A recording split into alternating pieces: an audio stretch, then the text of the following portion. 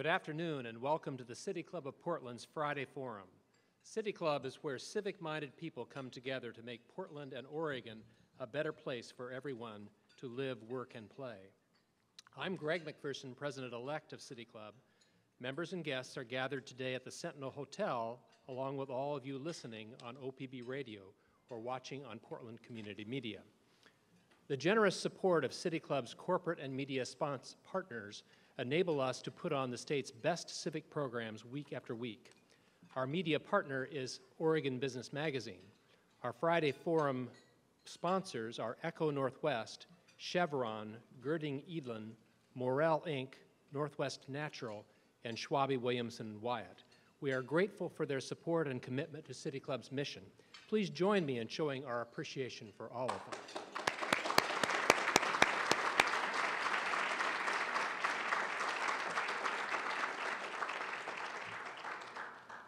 We are pleased to welcome Civic Scholars from Roosevelt High School today. The Civic Scholars Program is City Club's initiative to expand opportunities for high school students to more deeply engage in public issues, bringing civic education out of the classroom and into the community. I invite our Civic Scholars to stand. Welcome to Friday Forum.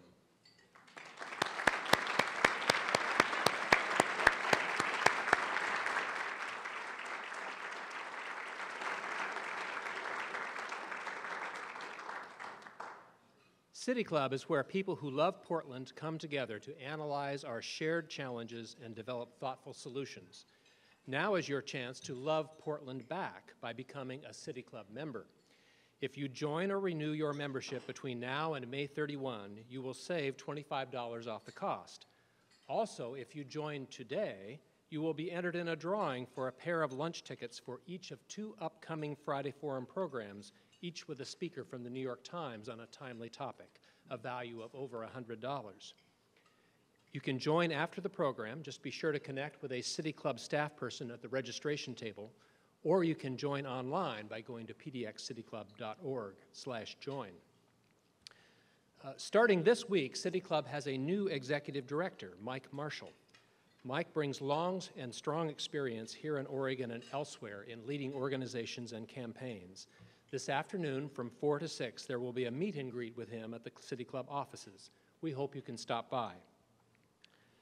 Next Tuesday, we are partnering with Portland Monthly for our Rising Stars Civic Drinks. Rising Stars are change makers, thought leaders, and conversation starters shaping Portland's future. These people are making our region the best place to live, work, and play, and we know that many of them are City Club members too. The annual City Club Civic Awards ceremony recognizes the innovative work of organizations, leaders, and students in our community to engage youth in civic participation. Join us for a night in celebration of Portland's civic heroes and our civic scholars at the Sentinel Hotel here on Tuesday, May 26. Next week's Friday Forum will be a presentation by the new Chief Executive Officer of the Urban League of Portland, drawing on a recently published report, The State of Black Oregon 2015. So it's a very timely topic, and I urge everyone here to come back to the Sentinel for that Friday Forum. You can learn more about City Club events, purchase tickets, and become a member on our website, pdxcityclub.org. As always, we will be live tweeting today's program. You can follow along and join the conversation using the hashtag PDXCityClub. Later in our program, moderator Seth Truby will facilitate a Q&A session with our panelists and those in the audience. Asking questions at the City Club microphone is a privilege of membership, but anyone in the audience here at the Sentinel may write a question on one of the index cards found in the center of your tables.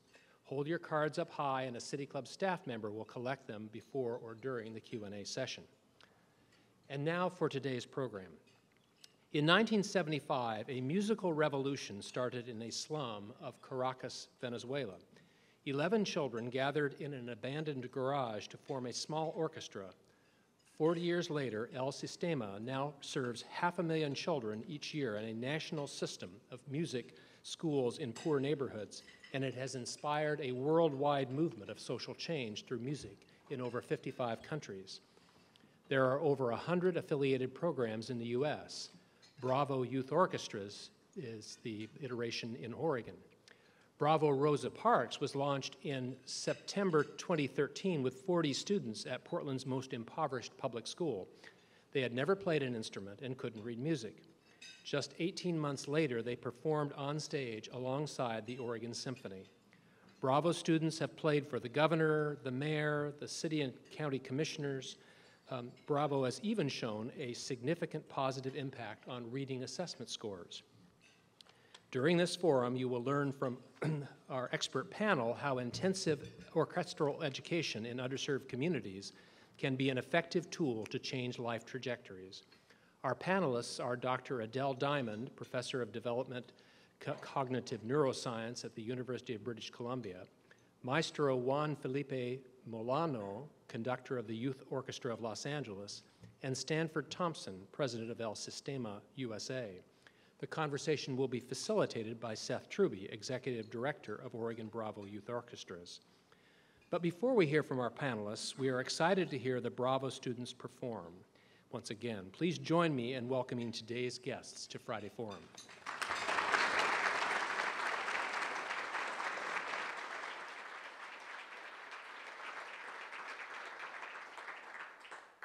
Hi, I'm Seth Truby, the Executive Director of Bravo Youth Orchestras. I'm pleased to share with you today 12 students in our Bravo Rosa Parks after-school program. Our after-school program serves about 50 students, and these 12 are among them. They're going to be playing three selections for you. We'll be playing the Alleluia by William Boyce, Bagatelle by Schumann, and then finally Double Trouble by Lauren Bernofsky. So please enjoy the music.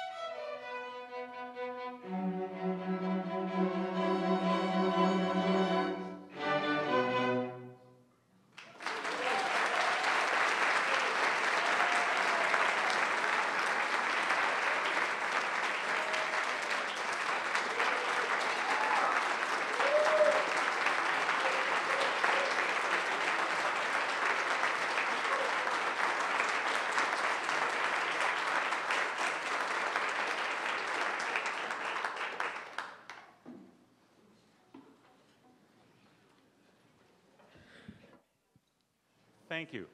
Such a privilege to be able to play in this beautiful space with such an appreciative audience. At this point, I'd like to invite our panelists up to the stage and get situated. There's going to be a little bit of movement while our students are preparing to go back to school. We try to make sure they get back to school as quickly as possible and continue their learning. But,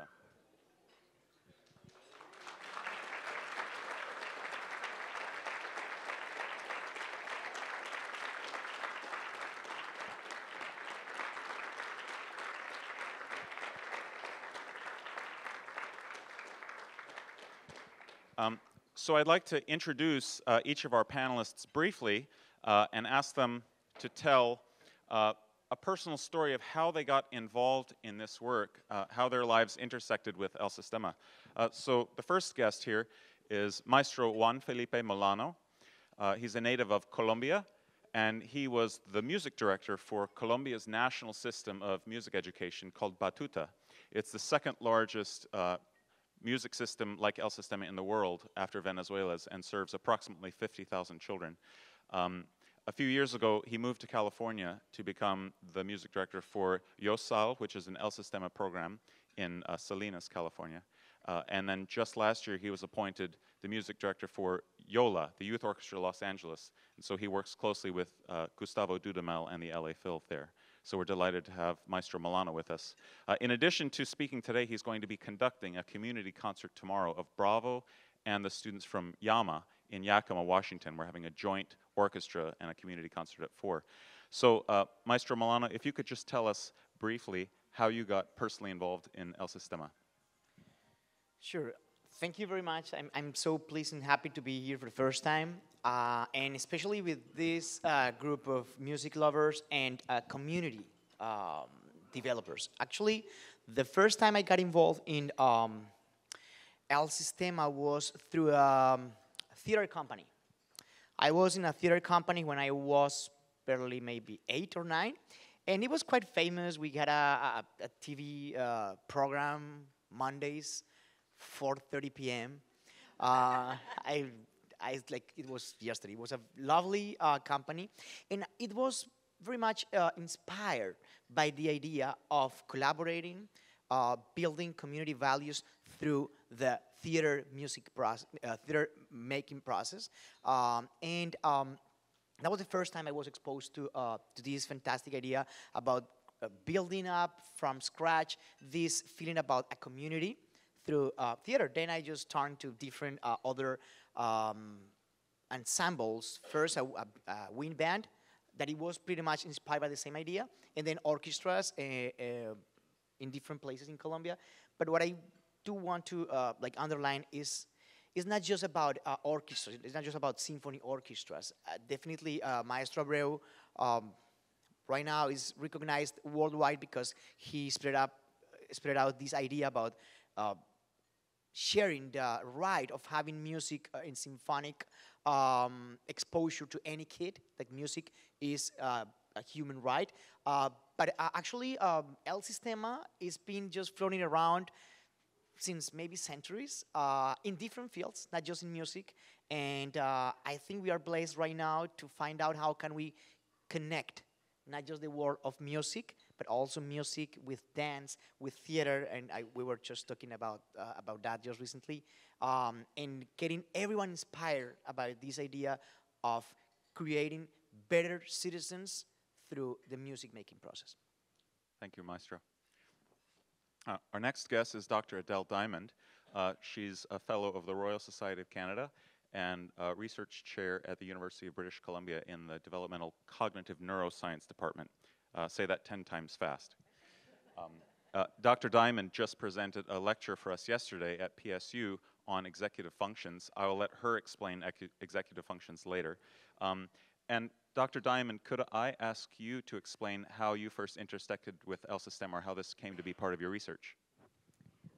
So I started out interested in helping kids thrive. How can we help kids to do well in life, and how can we help give disadvantaged kids a hand up, a leg up? And so I'm coming at it from the window of executive functions, which is my specialty. Executive functions contain 3 parts. One part is called inhibitory control, being able to resist your first inclination and instead give the considered response. So you don't embarrass yourself, you don't put your foot in your mouth, you don't embarrass somebody else. To be able to stay focused. Maybe there's distraction in the room, there's movement, there's other noise, but you're able to stay focused. And discipline, being able to inhibit all the reasons not to be disciplined, like maybe you're bored or you're frustrated or there are a lot more fun things you might be doing. Then the second aspect of executive functions is working memory, holding information in mind and working with it, playing with ideas and facts in your mind. And the third aspect is cognitive flexibility, being able to think outside the box, being able to see different perspectives, being able to look at a problem in new ways. So that, of course, is a building block for problem-solving, reasoning, creativity. And executive functions are critical for every aspect of life. And they're often more predictive than IQ or socioeconomic status. So they're really important. They depend on the newest area of the brain and the most fragile.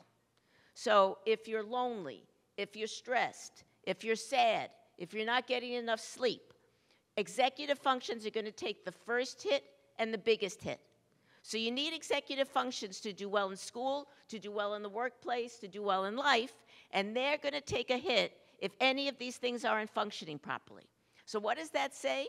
That says that you need, if you want to have kids do well in school, you need to not only train their cognitive skills and have them be challenged and practice and get good at the cognitive skills, but you have to indirectly support that by helping things which support that, like feeling like you belong to a social group, having self-confidence, and you need to try to minimize things which take away from that, like the social stress of loneliness. Because if you only work on the cognitive and the child is stressed or sad or lonely, that's going to take away from your achieving your goal. So in fact, a lot of schools now say to themselves, well, what I care about are academic outcomes, so what we should do is spend more time on academic instruction. That seems logical. But not everything that seems logical is correct.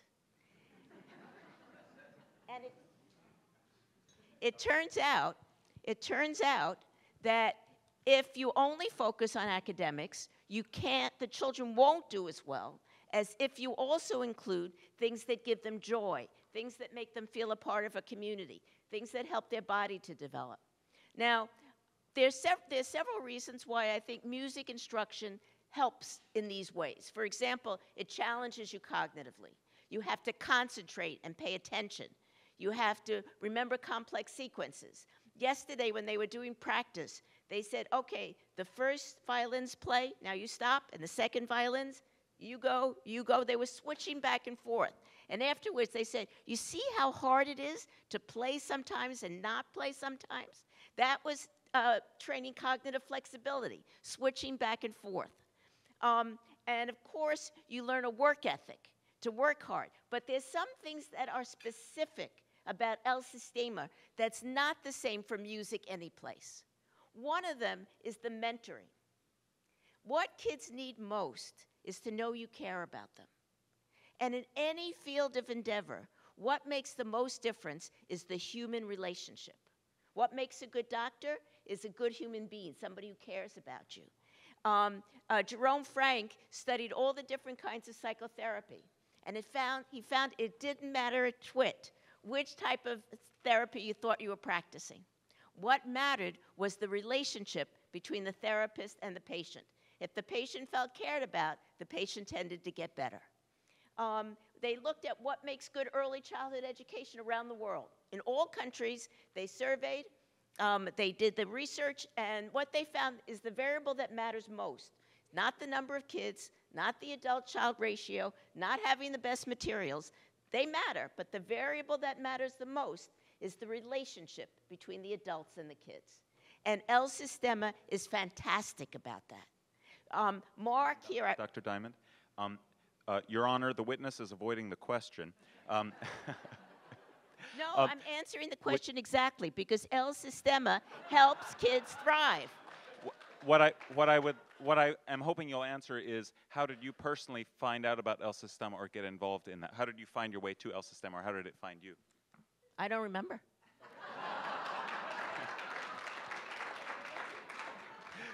Thank you very much. So that was actually a brilliant summary in a few minutes of an hour-long presentation she gave yesterday. So I hope you guys were taking notes, because that was a lot of information right there. Thank you. Our next guest is Stan Thompson. He's the president of El Sistema USA. He was a graduate of the Curtis Institute of Music. For those of you who don't know, that is perhaps the most elite institution for music in the United States. It's one of the hardest to get into, and I think it's a free ride if you get in. So he grew up in Atlanta playing the trumpet, got to Curtis, spent a year after Curtis in the Sistema Fellowship studying El Sistema, including a prolonged time in Venezuela and traveling around the United States to see other music education programs, and was chosen as, I believe, the founding president of El Sistema USA, a position which he continues to hold. Will you tell us how you first became involved with El Sistema? Well, after I exercised my executive functioning skills, to finish what Dr. Diamond was talking about. No, I first heard about it, I believe my second year at Curtis, when Sir Simon Rattle of the Berlin Philharmonic was conducting the Curtis Symphony Orchestra.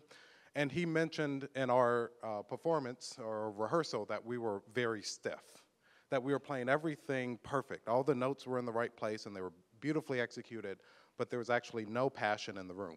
And said there were a bunch of kids in Venezuela that would outplay us based off of this metric. So of course we were sitting there thinking, actually being the most selective university college in America, I think the acceptance rate is a little bit below 2%, that we were saying, geez, if those kids in Venezuela were so good, they would be here at Curtis. So I didn't think anything of it until probably a year and a half later, when Gustavo Dudamel was named the next music director of the Los Angeles Philharmonic. And it was very interesting. First of all, he was under the age of 30. He was not European, and he wasn't white. So for us to see that, it was like, wow, he didn't go to Curtis, he didn't go to Juilliard or the Vienna Conservatory. So we really started to look into this El Sistema program and really started to find out really how special it was. But it wasn't until my very last semester in school when Dr. Abreu was awarded the TED Prize.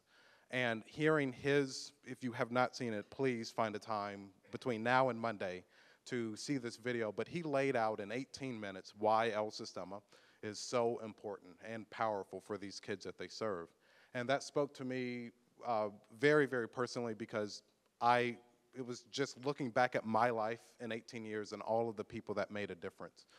So I figured I could have more impact with the art form by figuring out how to be involved with the movement in the United States that was just taking place 6 years ago, because I thought that impact would be so much more than me sitting on the back row of an orchestra in the trumpet section, hoping to inspire a new generation of musicians.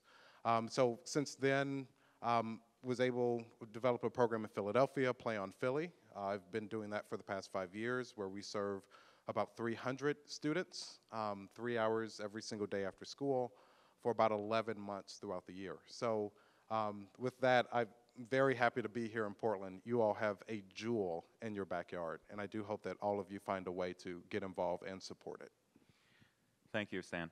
A couple of you have referred to Dr. Abreu, and I would like you to just take a moment and tell us who Dr. Abreu is. He's the founder of El Sistema. He has very great executive functioning skills, being a politician, an economist, and of course a professional musician. But of course he founded El Sistema in 1975. They just celebrated 40 years a couple of months ago. And I think in every sense of the word of a visionary. I'll never ever forget one phrase that he used with us when I was in the country a couple years ago, that culture for the poor can't be a poor culture.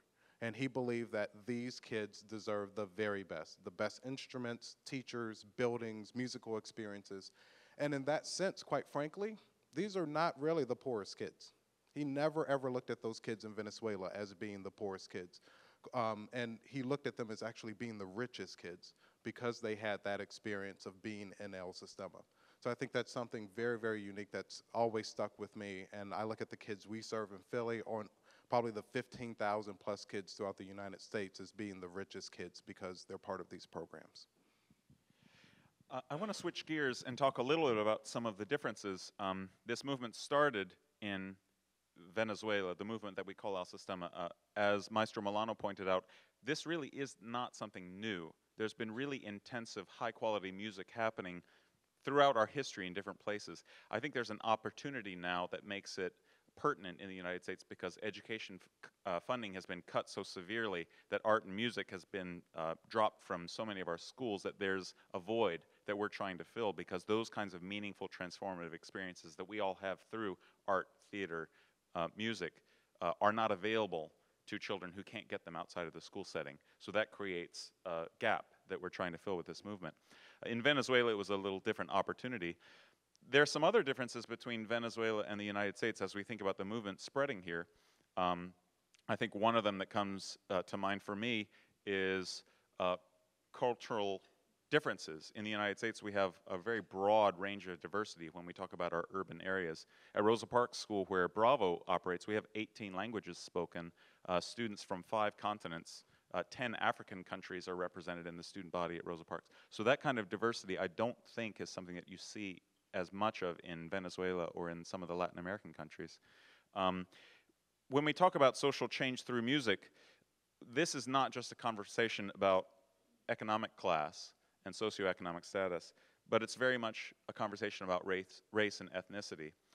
When we talk about the orchestra, this is a primarily Western phenomenon. Now, the repertoire that we present may be diverse, but we're playing violins and oboes and things like this. I want to ask each of you about some of your experience. So, Maestro Milano, can you share some of your thoughts about some of the differences in how El Sistema works in Venezuela, in Colombia, within that culture, versus what it looks like in the United States when we have more diversity in our student body? Sure. I think that there's not so much differences as maybe we can think. I've been traveling around the world, and I'm blessed for that, visiting different El Sistema inspired programs. And every time I just meet a new group, as it happened today, right here, just getting introduced to these lovely kids playing, that actually we look very much alike. What is common is we struggle for funding.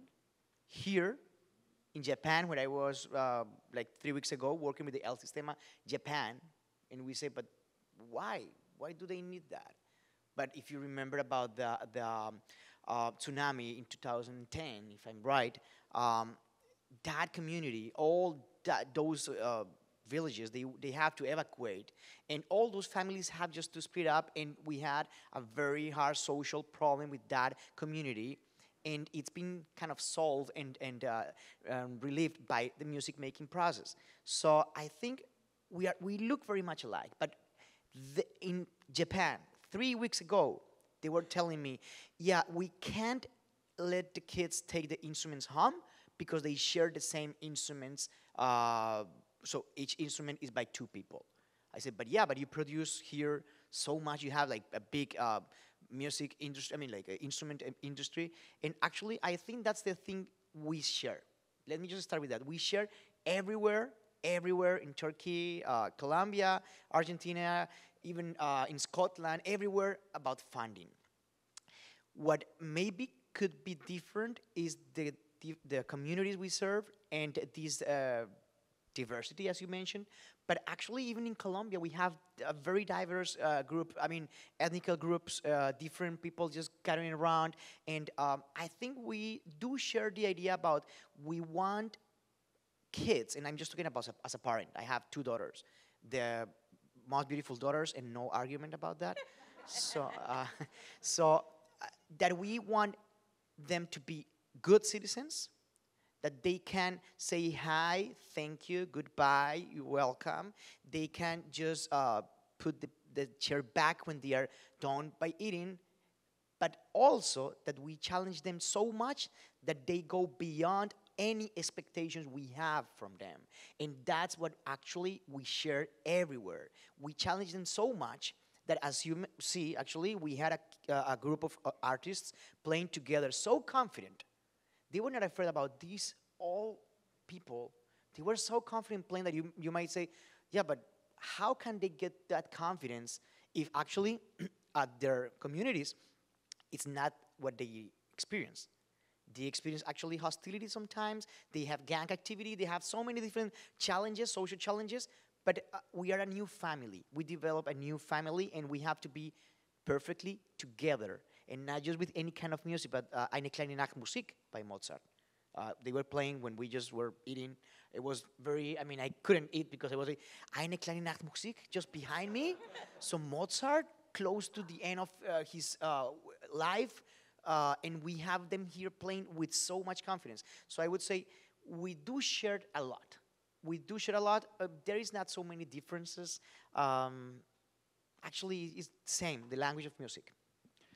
Stan, do you have any thoughts on maybe some of the differences, or not, between Venezuela and the United States? Do you see that as an issue that's somewhat different between the countries?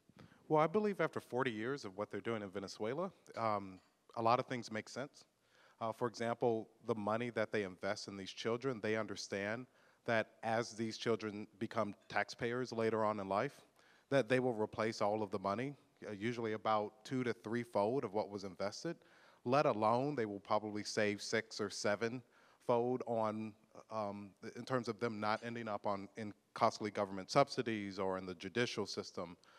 So that makes sense in terms of their argument. Again, it's not about making more musicians. It's just economically it makes sense. From an educational standpoint, as from last I heard, about 3/4 of the practicing doctors and even engineers in Venezuela came through El Sistema. And then artistically, when you think about the millions that they've put into the program of a country of roughly 30 million or so, that I would even like to argue that at least 2 people know that the couple of million that have gone through El Sistema had a very profound experience. So when you look at literally about 1/3 of your country that understands how important classical music especially is, I think that makes a really good argument for saying, come support us in many different types of ways.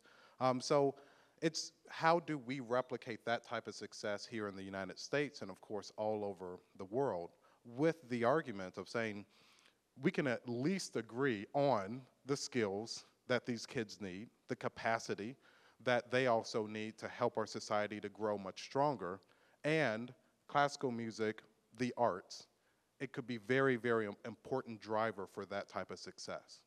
So with time, I think that's one of the major differences that I guess hopefully we catch up to Venezuela, but only in half of the amount of time that it took them to make those arguments. Thanks.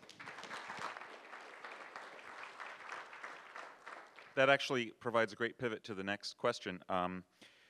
So you talked about agreeing on the skills that we want our students to develop. So I want to ask, starting with Dr. Diamond, what do you think defines El Sistema music education as distinct? And more specifically, what specific skill sets do you see are being developed when we have this kind of intensive musical framework? What skills are the students learning through this daily practice of music? One really important skill, and I think it's specific to El Sistema, because it's not true of all music programs, is to learn not to be afraid to make a mistake. And that's really important because if you want to grow. Because if you're going to go beyond what you don't know, you might make a mistake. So in order to have the courage to try something new, to keep pushing yourself to be better, you have to be okay that you might make a mistake. You might not do so well. And in El Sistema, it's no problem. Making a mistake is just something that happens on the way to getting mastery. It's no big deal. And that's such a wonderful thing to learn. If any of you have heard Carol Dweck talk about a growth mindset, which is critical for academic achievement, that's what it's all about. To understand that through effort, you can succeed. And El Sistema gives them that experience again and again. It looks like there's no way I'm going to play that piece. It's way too hard for me. And then they keep practicing, and they keep trying, and they get it. And repeatedly, they see what looked impossible becomes possible. And they get the experience again and again that I can do it. like the little engine that could. I think I can, I think I can. That makes such a huge difference. And the work ethic, to learn that you have to keep working hours and hours and hours and hours. That's critically important. A man named Erickson spent his whole life looking at what makes an expert in any field. And the answer is always the same. Hours and hours and hours and hours of practice, always pushing yourself to get better. And that's what they learn in El Sistema, to spend hours and hours, persevere, discipline. And the community. They're building a community. It's not a competition. If you do well, nobody else loses. If you do well, we all win. We all do better because the music is going to sound better. So we all want to help each other. We all want to do this together. What a wonderful thing to learn. Instead of, I'm just in my little corner and I have to preserve this and I can't help you because if you do better, I might do worse. So there are many things that are specific to El Sistema, which are exactly what kids need. Thank you.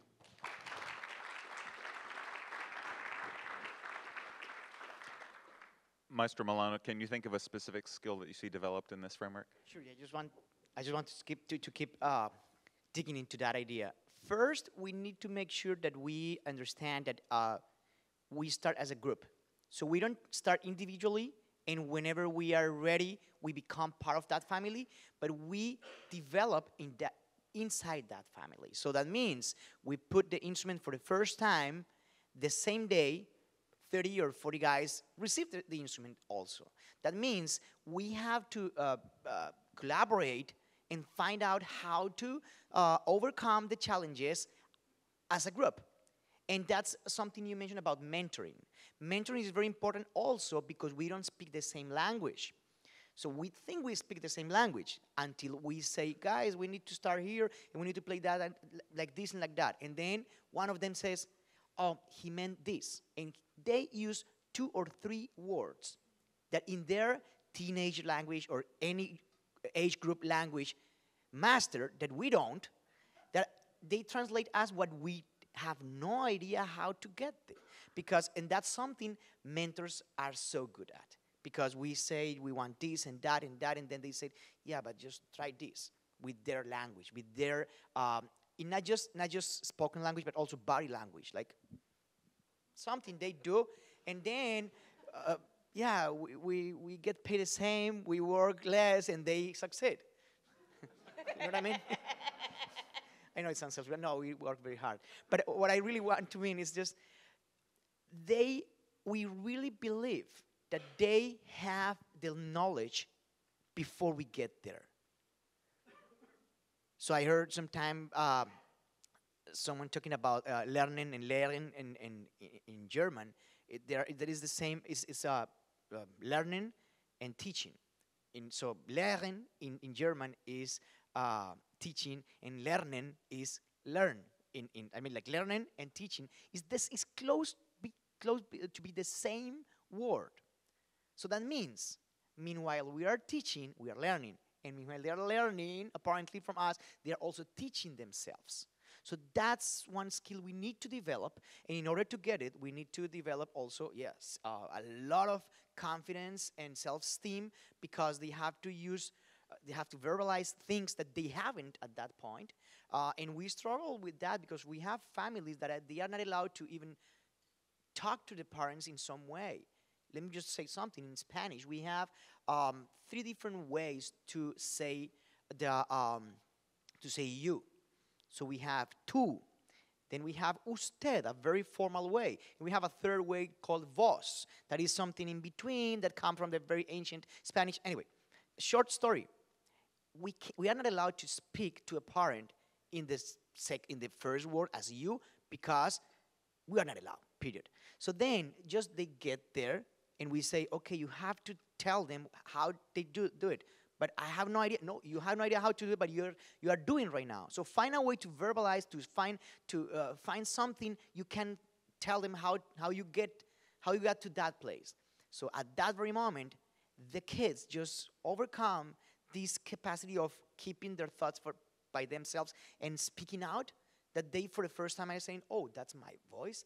That's the words I had in my mind. I had no idea I was able to do it. So in a very short statement, I think we have to challenge them so much we don't expect they get from. So they are just agents of change, as we know, but not just because of the music as itself. And that's something that I want to say very loud. I don't think music as itself has the power to transform lives as much as the music making process. Because, and let me just give you a last example, the drug dealers, the drug cartels, they have their own music called in Spanish narco corridos. That's just music for them. They have bands just committed to that music. So is the music so powerful to change their trajectory, their life trajectory? Nope. And it's music. And it's well done, I have to say that. It's very repetitive. It's just like two chords, like tim, tim, tim, tim, tim, tim, tim, tim, tim, tim. But it's very nicely done.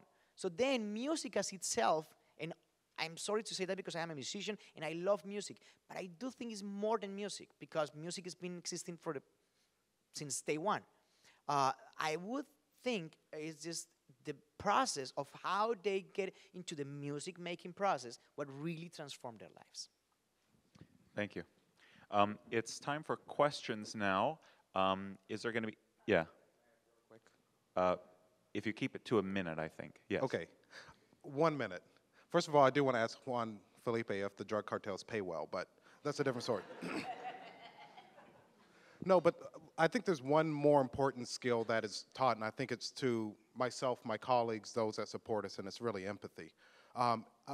Honestly, it really, really sucks when you are taught from a young age that you have to be within the 2%, for example, that Curtis will take, or even smaller percentage that the Oregon Symphony or the Philadelphia Orchestra will take. And I believe that what's very, very powerful is just we start to see that this art form at the levels that we're trying to impart in these students really opens up new windows for us personally to be able to help more and more of these students. So there's absolutely nothing to add to the skill sets that Dr. Diamond and Juan Felipe shared, but I do think that there's that one important gateway that allows these skill sets to really be imparted on these children in a very, very powerful and impactful way.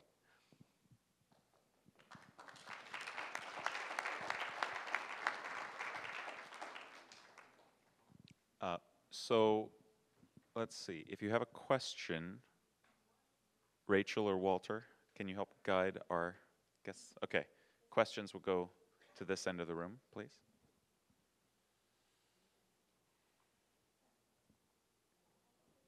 If we're, I think you have to go to the microphone. I'm Leslie Zenner, and I am a City Club member. So it was such an illustrious group. What I don't think I've understood yet is where is your funding? How is it that, is it contribution? Are there, huge grants that are helping provide these programs? Sure, I would say nationally about 80% of our funding throughout the country for all the local, about 115 programs now, about 80% of that comes from private sources, so either private trusts, foundations. I would probably say another, probably 7 or 8%, hope I'm saying these numbers correctly, are coming from government sources.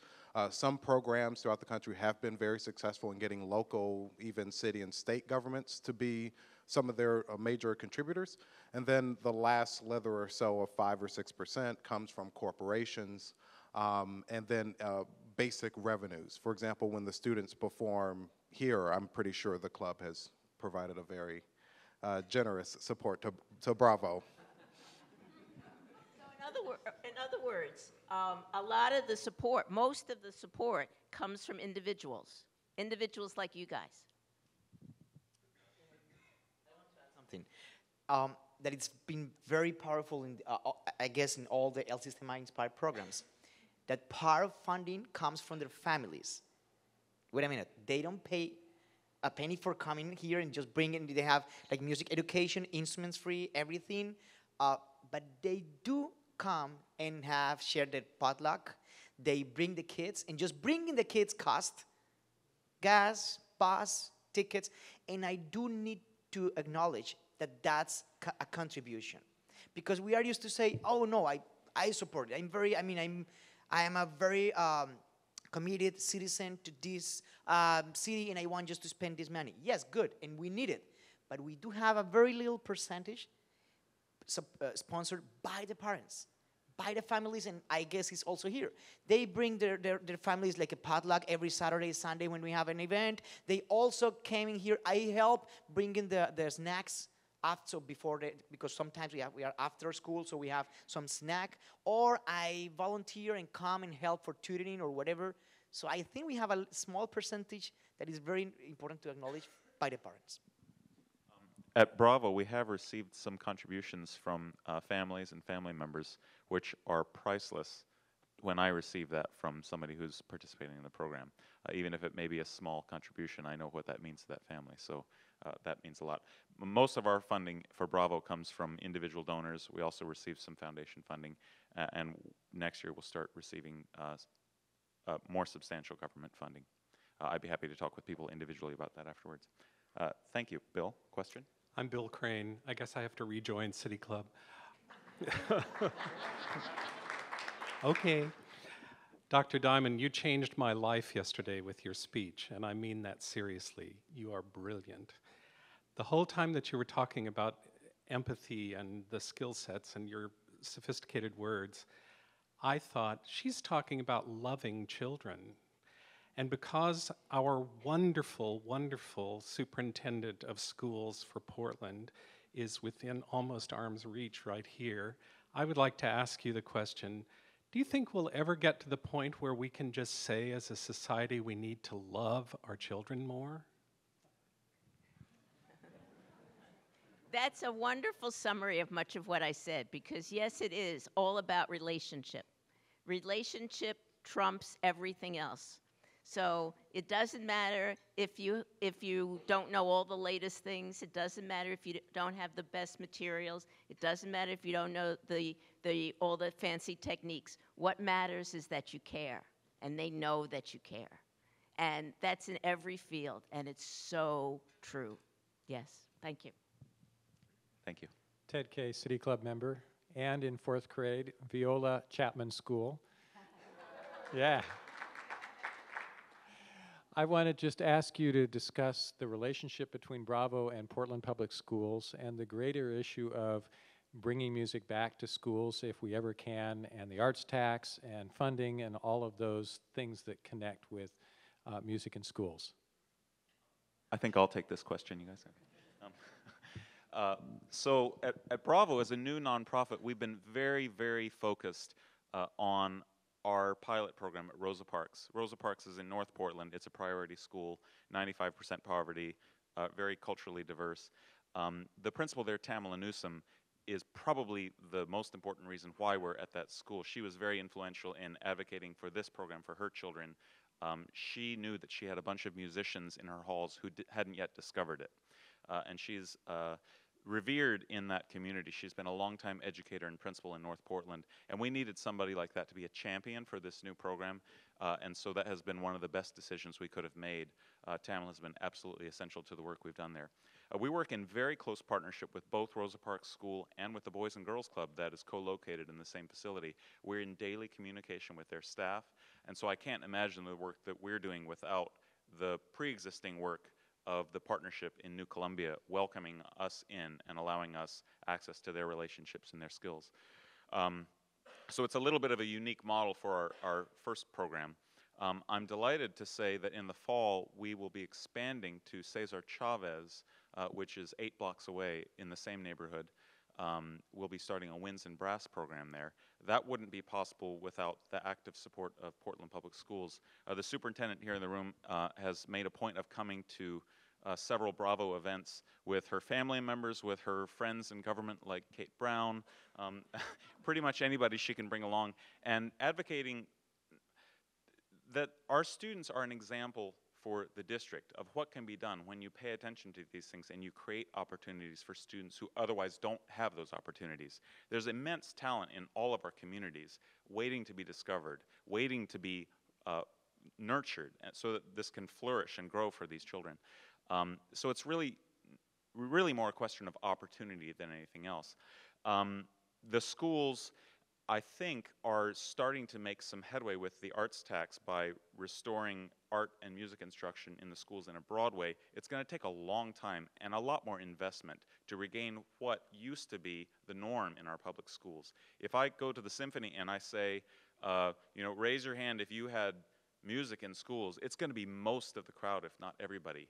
I used to work at Chamber Music Northwest here in town, and that was one of my discussion topics with the donors and the attendees at those concerts. And almost everybody who's an avid music fan was given music in school, and it changed their life in some important way, because that used to be the norm. It no longer is here. We're very interested in working in close partnership with the schools to not just have Bravo as a small example of what happens with 10 hours a week, but can we help restore music education in a broad way? So we hope to look at what's happening in San Diego. There's a partnership between the El Sistema program there called the Community Opus Project, and they're working with the Chula Vista School District to restore music in a big way for a district of about 43,000 students. Another exciting initiative is in Elkhart, Indiana, where they're partnering across the county with multiple agencies to see how can this be done on that scale so that it's reaching as many children as possible. So it's a very long conversation that I look forward to having with the superintendent and many of the advocates for this kind of education at the district. Win Wakala, City Club member. I grew up in a very small town and we didn't have music. We just didn't. We had a band for a while, and then by the time I was in high school it was gone. We didn't even have choir. So what can you do to help the rural communities? And what have you seen that has worked in other states and reaching out? Because a lot of the people in rural communities are dirt poor, and a lot of them, where I went to school, I was the only person from my class that graduated from college. I mean, out of 23, that was a big class. So how can you help the rural communities? I think I completely agree with Juan Felipe that it doesn't have to be music. It has to be a certain way of doing things, the principles that El Sistema embraces, but it doesn't have to be music. So for example, it could be 4-H, or it could be doing things outside like orienteering. It doesn't have to be music. It could be things that are more natural for the local community. What matters is that people do it together. We're part of a group. That excellence matters. We want to keep pushing ourselves to do better. That we enjoy it. We really love what we're doing. That it builds physical skills, motor skills, physical fitness. And it's intellectually challenging. You have to think, you have to focus, you have to pay attention. But so many different activities can do that. And I'll also add to it, I know that throughout the U.S., we have some very promising programs in Alabama, Western Mass, for example, even out in Eastern Washington, Northern California, even in the Midwest. In Oklahoma, I was just right outside of Kansas City a couple weeks ago. A very promising new initiative there. There's another great one outside of Phoenix. Okay, I can keep going on for a while. But I know that we're working collaboratively with those groups within El Sistema USA to try to figure out what are some of the most promising practices. A good number of those communities are finding a good amount of support with some of their larger corporations that are in the area and companies, and then also a mix of even healthier government funding. So the argument in many ways that we're taking is that we are trying to redefine the after-school or out-of-school space and convince those dollars that are being invested during those hours to give more of that funding over to some of the El Sistema inspired programs. So the cost analysis there is that roughly in future years with 120 kids in an orchestra with one conductor is much more cost effective than having 15, 20 kids in a tutoring room. So they're really looking at those dollars that they're spending, and we're trying to find ways to really kind of expand those programs quicker so that the dollars make more sense when they're invested in the El Sistema program. So I actually see the most promising growth in rural U.S. in these programs, and actually I do in the big cities. So hopefully in 5 more years we can sit down and talk again about how that work will begin to expand that in more rural communities throughout the country. I do want to add something. Yeah, some of the most successful El Sistema Inspired programs actually happen to be in rural areas. And there are a couple of reasons for that. The first reason is because we have more time. Commuting is just a matter of minutes and not hours, as it happens in LA and big cities. So honestly, I think makes a lot of sense because you do have a community where everyone knows each other. So that's the first factor why they are so successful in rural areas. The second one is that since we don't have so many references as we do have in big cities, they are the kings of the community. So they are just treated in such a way. They are our artists. They are not the little kids. And on that note, I have to say, and you know that, our students don't like to be treated as kids. They hate that word. But if you say artists, young musicians, performers, they yeah, that's me. And they are used to come back home and say, oh, Mom, you know what? I'm a musician, or I'm a flute player. So, what is this kid talking about? Okay, we have run out of broadcast time for further questions, and we'll have to stop for the day. And as we close, please join me in offering our sincere thanks to Dr. Adele Diamond, Maestro Juan Felipe Molano, Stanford Thompson, and Seth Truby. We're adjourned.